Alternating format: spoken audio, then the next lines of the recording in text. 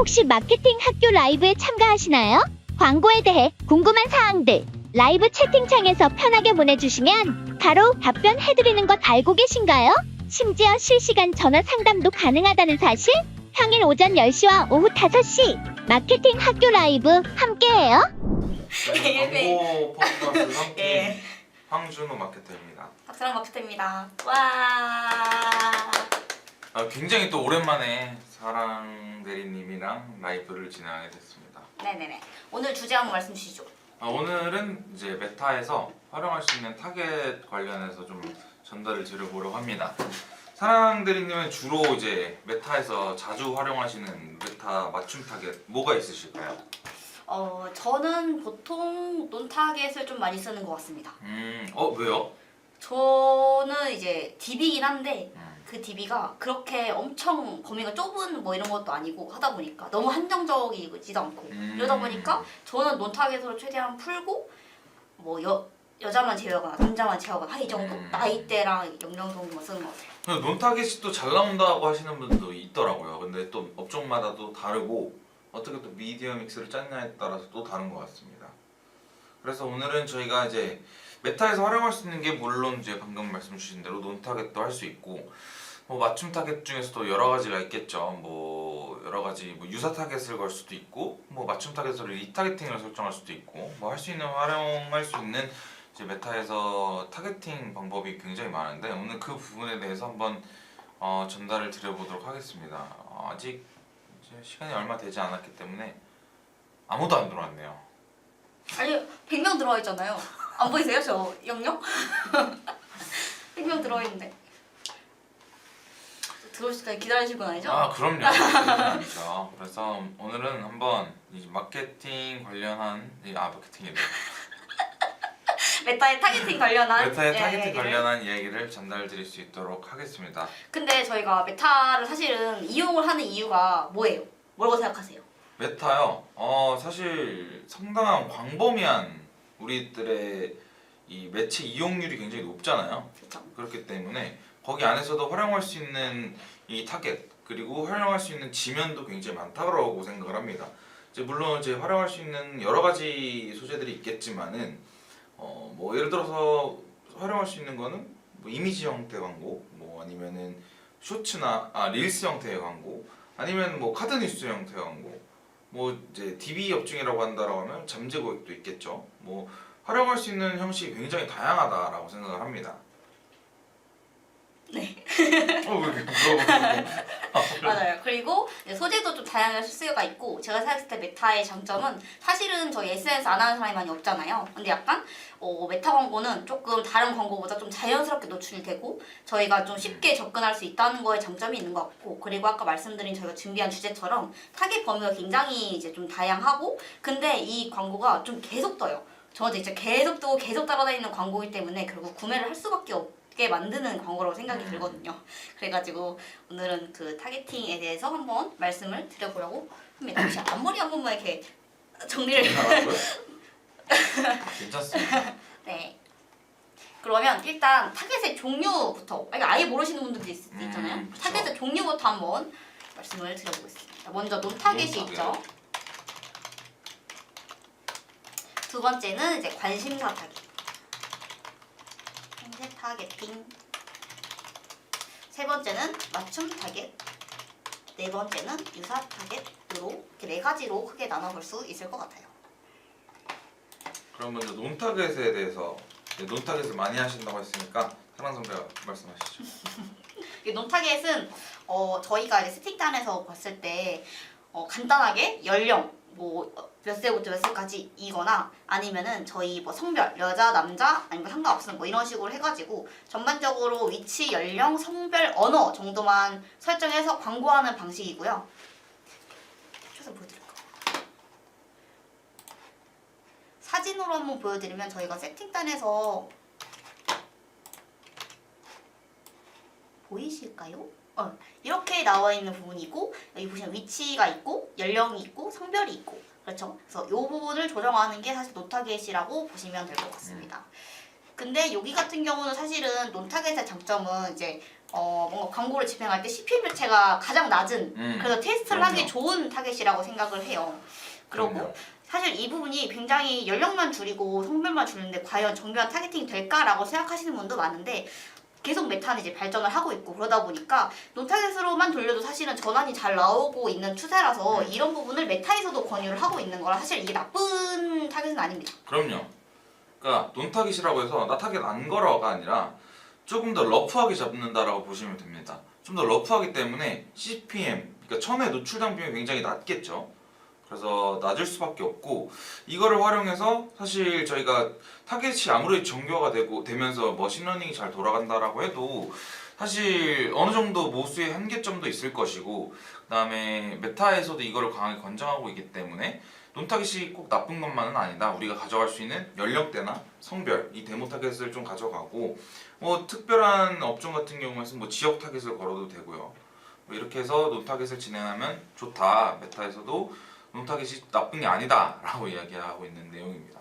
예를 들어서 제가 20대 여성인데 20대 여성만 살 것 같아서 저를 타겟팅을 했어요. 근데 막상 논타겟을 풀어보니까 20대 남성한테 더 구매 많이 일어날 수도 있잖아요. 그래서 이런 예외의 경우도 약간 여기는 넓게 풀어놨기 때문에 새로운 타겟을 잡을 수가 있고 추가로 맞춤 타겟이 너무 지속되다 보면은 사실은 같은 사람한테 계속 노출되는 거다 보니까 피로도가 높아진단 말이에요. 그래서 그런 사람한테는 오히려 이렇게 풀면서 새로운 타겟을 찾아가고 이런 식으로 좀 계속 좀 돌아가는 사이클을 유지하시는 게 좀 전환 성과에도 좋았던 것 같습니다. 그렇죠. 왜냐면은 맞춤 타겟을 너무 타이트하게 좁혀놓고 운영을 하게 되면은 그러니까 도달할 수 있는 범위가 굉장히 좁습니다. 그렇기 때문에 광고에 대한 피로도도 올라가고 쉽게 말해서 광고가 고여요. 물립니다. 그래서 아마 보시면은 광고를 잘 못하신다라고 하는 업체들은 똑같은 소재로 계속 노출이 돼요. 이게 어떻게 보면은 다른 소재 유형으로 조금 적절한 텀을 두고 계속해서 노출을 시켜준다라고 하면 쉽게 말해서 잊을만 할 때 노출을 시켜주면 어떻게 보면 학습 효과도 있거든요. 그러니까 얘가 좀 잊혀질 때 나온다. 이거 살까? 괜찮나 보네. 또 다른 소재로 나와주면은 어떻게 보면은 타겟을 맞춤 타겟으로 좁혀놓고 쏴주는 것보다는 이게 더 효율적일 수도 있다라는 이야기입니다. 그러면 이제 다음은 또 뭐가 있죠? 관심사. 두 번째는 관심사 타겟팅. 요거에 대해서 잠깐 요약을 하자면 지역, 성별, 연령 잡은 타겟이고 장점은 좀 CPM이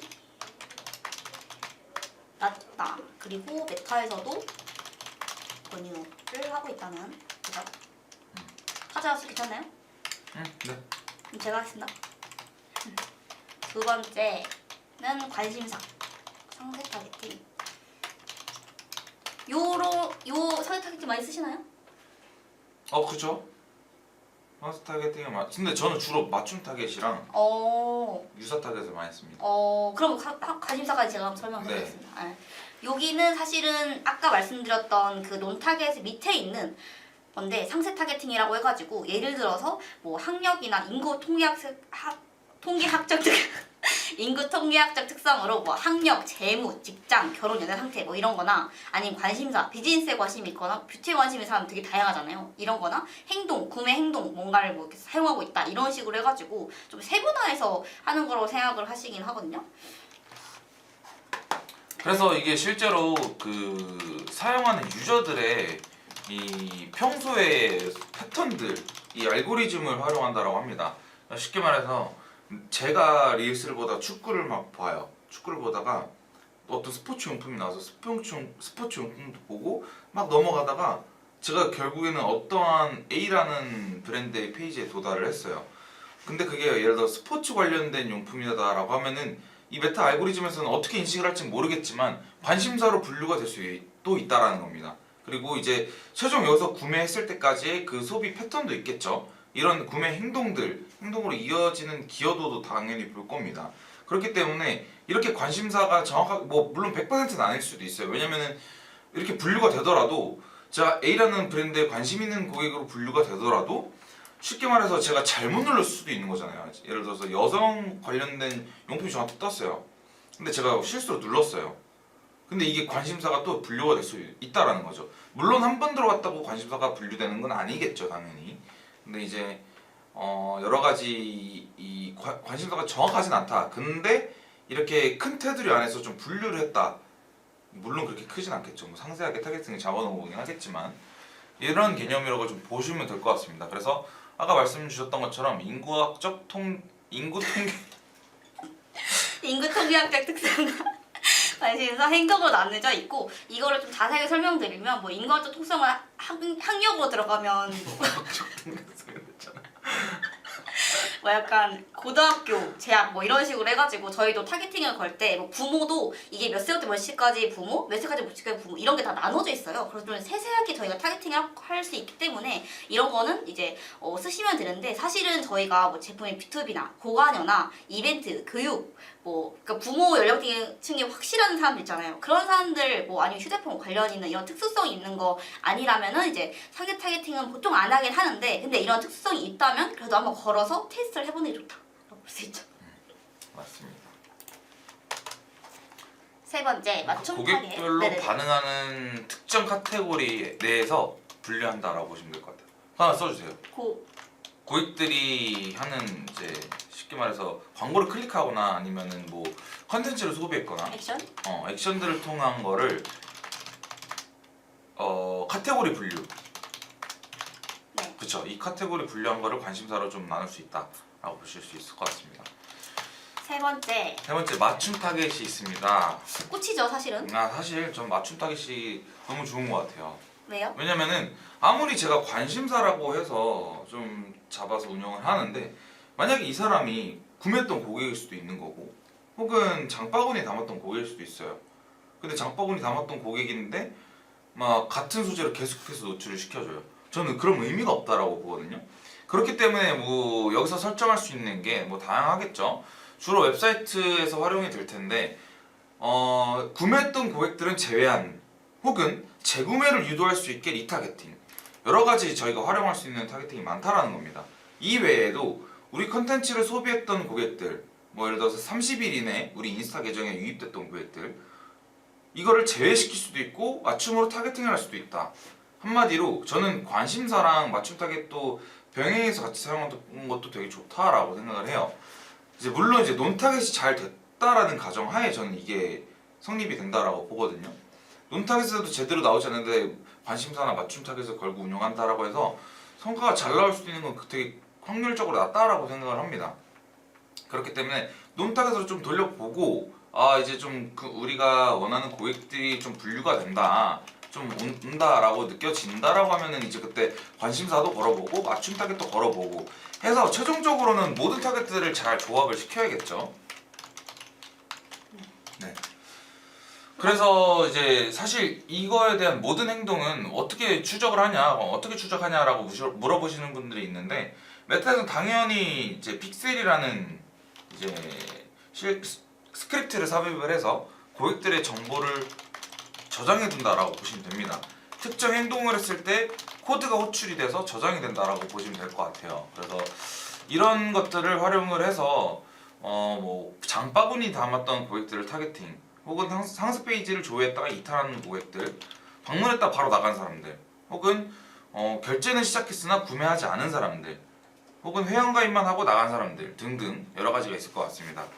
따라서 이런 고객들을 우리가 활용을 할 수가 있다라고 좀 보시면 될 것 같고 결국에는 픽셀 기반 이외에도 활용할 수 있는 거는 메타에서 직접적으로 제공하고 있는 콘텐츠를 소비했던 고객들한테 이 활용할 수 있는 타겟팅들이 있다라고 좀 보시면 될 것 같습니다. 그래서 저희가 이거에 대한 예시를 좀 보여드리면은 상세 타겟 같은 경우에는 보이네요? 이렇게 좀 보실 수 있을 것 같습니다. 그래서 이러한 형태로 우리가 직접적으로 만들 수 있습니다. 그래서 해당 형태로 뭐 웹사이트 방문했던 고객들을 타겟했거나 아니면은 방문자였던 사람들을 리타겟팅 한다던가 혹은 이렇게 방문했던 사람들을 제외하고 노출을 시켜줄 수 있잖아요. 왜냐면은 소재가 많지 않은데 계속해서 빈도수만 올라간다고 하면 결국에는 광고가 고였다라고 볼 수 있기 때문에 이런 고객들은 제외시켜줘도 저는 괜찮다라고 봅니다. 그래서 이렇게 제외시켜놓고 타겟 풀어놓고 돌렸을 때는 또 우리가 찾아가지 못한 모수들, 못한 타겟들한테도 노출을 시켜줄 수 있기 때문에 한번 활용하시는 것도 좋을 것 같습니다. 이제 뭐 또 뭐가 있나요? 조합. 네. 뭐 가장 많은 조합 한번 쳐주시죠. 약간 좀 국룰이라고 볼 수 있는. 그래서 웹사이트에 유입한 지 180일 그리고 구매한 지 30일을 제외한 형태. 그쵸? 이렇게 약간 조금 사실 이탈된 고객들을 리타겟팅 시켜준다. 우리 거를 보러 매장에 들어왔다가 나간 고객들을 다시 데리고 오는 거예요. 그러니까 이런 형태를 국룰로 가장 많이 사용하는 게 웹사이트 유입한 지 180일이 된 사람들 플러스 180일이 됐으면 뭐예요? 구매한 고객들도 있을 거 아니에요. 그래서 구매한 고객들은 제외시켜주고 이렇게 조합을 뭐 많이 하는데 사실 이거는 업종마다 굉장히 다를 수도 있고 내 현 상태에 따라 다를 수도 있어요. 만약에 여기서 한다라고 하면은 저는 구매 전환율, 그러니까 유입에 비해서 구매하는 유저가 적다라고 했을 때는 여기서 확인할 수가 있거든요. 직접적으로 구매는 몇 명, 뭐 장바구니 다는 사람 몇 명, 결제 시작 몇 명 다 나와요. 이거를 트래킹을 했을 때 이게 우리가 생각했을 때 구매가 많아도 장바구니가 훨씬 더 많을 수도 있거든요. 그러면은 그것도 비율 산정을 해서 이때 타이밍에는 적어도 이때쯤에는 리타겟팅을 걸어줘야 한다. 그때 맞춤 타겟에서 어떻게 조합을 할 것이냐도 굉장히 중요할 것 같습니다. 그리고 그 맞춤 타입 같은 경우는 저희가 아까 약간 이거는 이커머스 쪽이긴 한데 DB 업종 같은 경우는 고객 리스트를 가지고 있으실 거 아니에요. 그래서 그거를 소스로 활용할 수도 있거든요. 그래가지고 그거를 소스로 활용을 해가지고 아까 진행했던 것처럼 약간 유입 180일 걸고 그리고 이제 뭐 실제 DB 남긴 지 30일 제외 이런 식으로도 걸 수 있고 아예 그냥 제외할 수도 있다 보니까 이런 부분은 생각하셔가지고 세팅하시면 될 것 같아요. 네. 마지막은 유사 타겟. 저는 유사 타겟도 되게 활용할 수 있는 범위가 굉장히 많다라고 생각해요. 물론 이게 조금 정확도는 뭐 저도 잘 모르겠습니다만 사실 이것도 마찬가지로 이제 고객들이 우리가 픽셀이라는 거를 설치를 해놔요. 그러니까 쉽게 말해서 매장으로 따졌을 때는 이렇게 고객들 정보를 이제 다 적어놓는 겁니다. 이 사람은 와서 뭐 메뉴판을 보다가 나간 사람, 이 사람은 와서 메뉴를 어떤 고민을 하다가 이 메뉴를 고른 사람, 혹은 중간에 메뉴를 바꾼 사람. 그러니까 여러 가지 데이터들을 픽셀이라는 창구에다가 저장을 해놓으면 된다라고 생각을 하시면 돼요. 근데 그 안에서 이거와 비슷한 사람들이 많겠죠. 예를 들어서 제가 돈가스 집을 운영을 한다고 했을 때 돈가스랑 오므라이스 조합으로 많이 시켰어요. 근데 뭐 이런 조합들을 굉장히 많이 시켜요. 근데 그게 20대 남자예요. 그럼 그게 20대 남자들한테 그게 맞는 상품이겠죠. 근데 여성들은 와서 뭐 메밀이랑 같이 세트로 된 걸 시켜요. 그럼 그게 30대 여성이에요. 그럼 30대 여성은 이러한 유사한 행동들을 많이 한다라는 가설을 세울 수가 있잖아요. 저는 그렇게 생각을 하거든요. 그러니까 앞으로 우리가 이런 사람들을 더 많은 고객들을 모집을 해야 할 때 이와 유사한 사람들을 고를 수 있다라는 겁니다. 그게 유사 타겟인데 사실 그 유사 타겟 안에서는 광범위하게 설정을 할 수가 있겠어요. 그 유사도 범위는 뭐 0%, 1%부터 10%까지 설정이 가능한데 비율이 높아질수록 더 광범위하다라고 보시면 될 것 같습니다. 그래서 막 만들 수만 있는 것도 아닙니다. 유사 타겟을 위해서는 먼저 맞춤 타겟에 대한 소스가 필요하고요. 잠시만요. 중요 조건 1번 그쵸. 유사 타겟을 위해서는 맞춤 타겟을 진행을 해야 됩니다. 근데 이 맞춤 타겟이 얼마만큼의 사이즈가 있어야 하냐? 막 뭐 20명, 30명이 있다라고 가정을 해볼게요. 그렇다라고 하면은 조금 더 정확한 유사도를 찾기는 어렵겠죠. 좀 더 많은 사람들이 이용했을 때의 통계가 더 잘 나오지 않을까요? 네. 그렇기 때문에 뭐 최소 100명 정도 이상의 데이터가 필요하다라고 볼 수 있을 것 같습니다. 그리고 맞춤 타겟들은 맞춤 타겟에서 이제 걸려 들어오는 사람들은 유사 타겟에는 겹치지가 않아요. 그렇게 해서 제외가 되는 점. 그다음에 사실 저는 성과가 가장 잘 나왔던 게 10%에서는 잘 안 나왔던 것 같아요. 보통 하는 게 뭐 1%에서 3% 정도라고 이야기를 하는데 사실 뭐 가장 정확한 거는 1%, 0에서 1이 가장 정확하긴 하겠죠. 근데 내가 이거보다 좀 더 러프하게 가져가고 싶다라고 하면 저는 뭐 최대 3에서 5까지도 할 수 있다라고 봅니다. 근데 이거는 정말 업종마다도 다르고 사실 정답은 없습니다. 그렇기 때문에 같은 소재로 넣어놓고 그룹 단위에서 운영을 해보시는 게 저는 ABO로 세팅을 해놓고 운영을 해보시는 게 저는 좋다라고 생각을 합니다. 사실 이건 테스트를 좀 많이 해보셔야 되는 부분이기 때문에 그룹별로 테스트를 많이 하시면 좋을 것 같고 그 맞춤 타겟 한번 보여드릴까요 이거? 네네. 캡처 한번.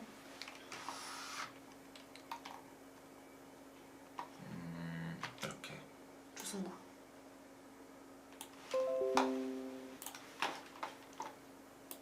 이렇게 보면 이제 0%, 1% 이렇게 있는데 1%가 사실은 저희가 가지고 있는 맞춤 타겟이랑 가장 좀 비슷한 거라고 보시면 되고 제가 그래도 안 보이는구나. 안 되네.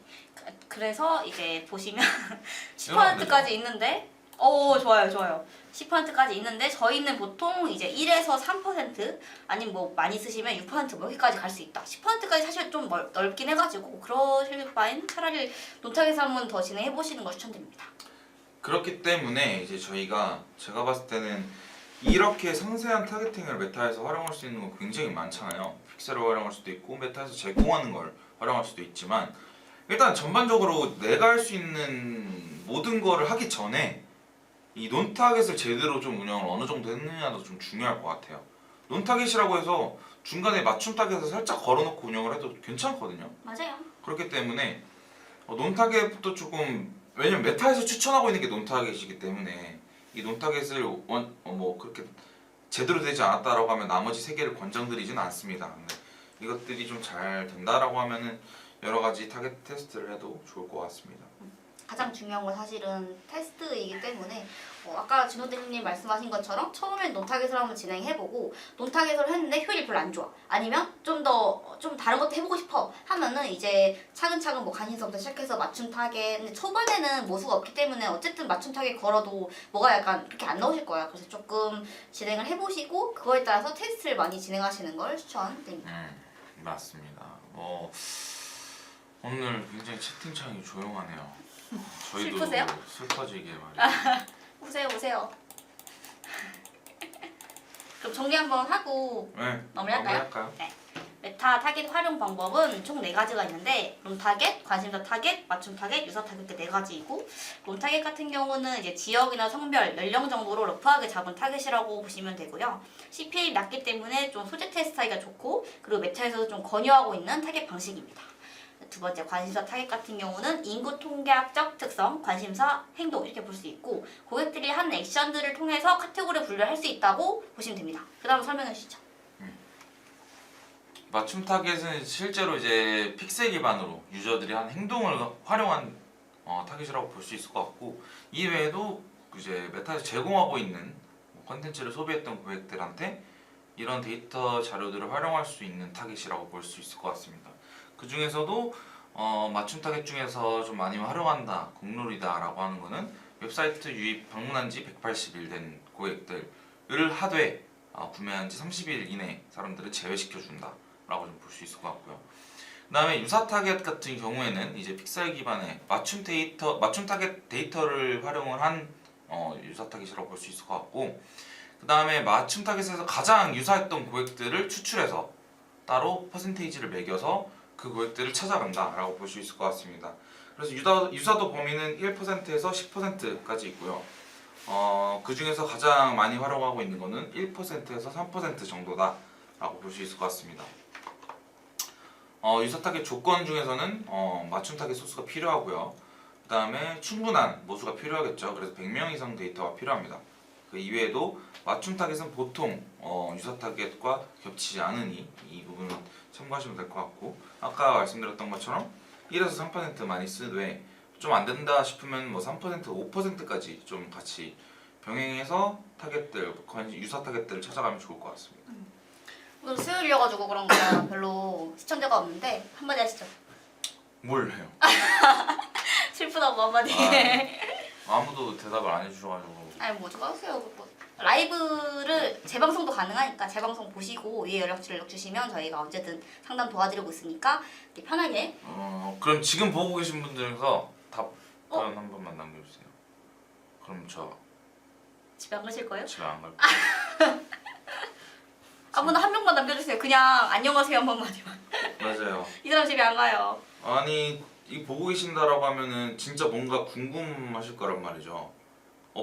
우리 업종은 어떤 타겟을 많이 해요라는 질문이 사실 있어야 돼요. 보고 계신 시청자분들도 저는 똑똑하신 분들이라고 생각을 하기 때문에. 진짜 오셨어요.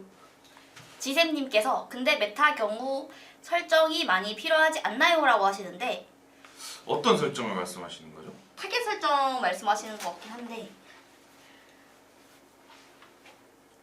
어떤 설정을 말씀 주시는 걸까요?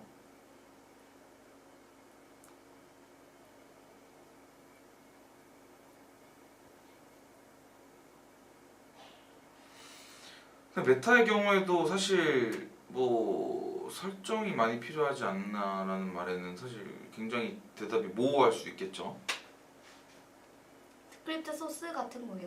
그러니까 뭐를 전환으로 삼냐 이걸 말씀 주시는 것 같아요. 그러니까 픽셀을 넣어도 결국에는 예를 들어서 중복 찍기가 될 수도 있잖아요. 그러니까 내가 뭐 문이야기 창구가 있는데 이 상단에 있는 문이야기 버튼 값과 이 문이야기 버튼 값이 다를 수도 있고 일치할 수도 있습니다. 근데 그 데이터 트래킹이 어떻게 되냐에 또 따라 달라지겠죠. 근데 그런 부분들은 직접 저희가 설정을 세팅을 할 수 있습니다. 내가 이 버튼 값만 전화로 삼고 해당 버튼 값은 뭐 약간 뭐 전환 시작으로 하되 완료, 그러니까 뭐 문이야기 완료 페이지까지 스크립트를 심어놓지 않았다, 이 버튼 값을 설정하지 않았다라고 하면 이탈로 볼 수도 있고, 그러니까 이런 것들 단계에 맞게 설정을 할 수가 있겠죠. 네. 그러니까 이런 거죠. 페이지 안에서 해당 버튼, 이제 내가 궁금해서 문이야기를 DB 업종이에요. 근데 그 중에서 창업이라고 예를 들어볼게요. 그래서 내가 문이야기라고 들어갔어요. 그럼 그 문이야기를 클릭했다라고 해서 실제 유효 DB가 아니잖아요. 결국에는 다 작성을 하고 마지막 제출 완료 버튼 값을 눌러야 하는데 이제 두 개 다 전환으로 잡힐 수가 있다라는 거죠. 근데 이 두 개 다 잡혔을 때 이것 값을 다르게 해놓으면은 실제로 여기서 문의하기 시작 버튼 값을 누르는 사람이 100명이에요. 근데 제출 완료 버튼 누르는 사람은 5명이에요. 그럼 이탈률도 확인을 할 수가 있겠죠. 그러니까 이런 것들을 활용할 수 있다라는 겁니다.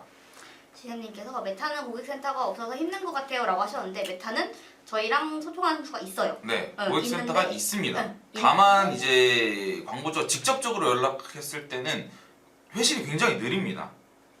물론 저희도 뭐 즉각적으로 대응할 수 있는 건 아니지만 저희도 지금 문의해서 금일 안에 답변을 받을 수 있는 저희도 파트너십이 있기 때문에 그 맞습니다. 내용은 가능합니다. 대행사를 끼셔야 좀 빠르게 약간 이런 이슈가 발생했을 때도 대응을 하실 수 있어요. G샘, 제가 지금 쳐보겠습니다. G샘 너무 궁금합니다.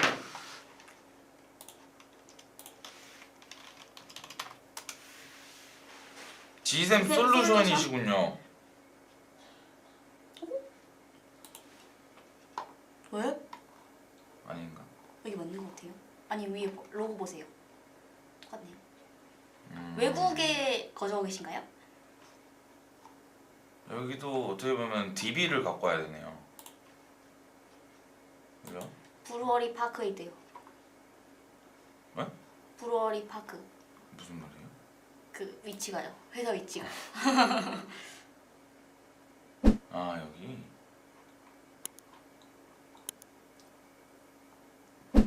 그쵸. 아무래도 사실 이런 해당 업종 같은 경우에는 결국에는 뭐 정확하게 저희가 무슨 어떤 상품을 운영을 하시는지 모르겠지만 결국에는 제가 볼 때 사람 문의가 많아야 되는 것 같아요. 그래야 제품이 좀 제품에 대한 문의가 좀 들어와야 될 것 같은데 이제 그런 데에서 어떻게 전환 추적을 할 것이며 그거는 거기서 또 어떻게 타겟을 뿌려갈 건지도 한번 잘 생각해 보시는 게 좋을 것 같습니다. 모르시겠으면 여기로 보내주세요. 이쪽으로 주시면 됩니다. 저희가 정확한 KPI를 알아야 사실은 지금 사실은 사이트로 봤을 때는 약간 부품이나 뭐 이런 거 판매하시는 것 같은데 이게 사실은 부품 판매가 목적인지 아니면 많이 문의를 받아서 결국은 판매긴 하겠죠. 하여튼 뭐 그런 거에 따라서 사실은 세팅법이 다 달라지고 타겟도 달라지기 때문에 이런 부분은 정확한 KPI를 공유 주시면 저희가 또 친절하게 상담을 해드릴 수 있습니다. 네. 그러면 지세님께서는 이제 따로 연락을 한번 이쪽으로 주시고요. 이쪽 네, 주시고요. 그러면 이제 정리해볼까요? 네. 네. 금일은 이제 메타 타격 활용 방법에 대해서 말씀드렸고요. 이제 시간이 다 돼가지고 저희가 들어갈 텐데 위에 문의로 주시면은 저희가 계속 상담이 가능하니까 언제든 편하게 문의 주시면 감사하겠습니다. 네. 그럼 지금까지 AMP행으로 박상은 마케터 황준호 마케터였습니다. 안녕.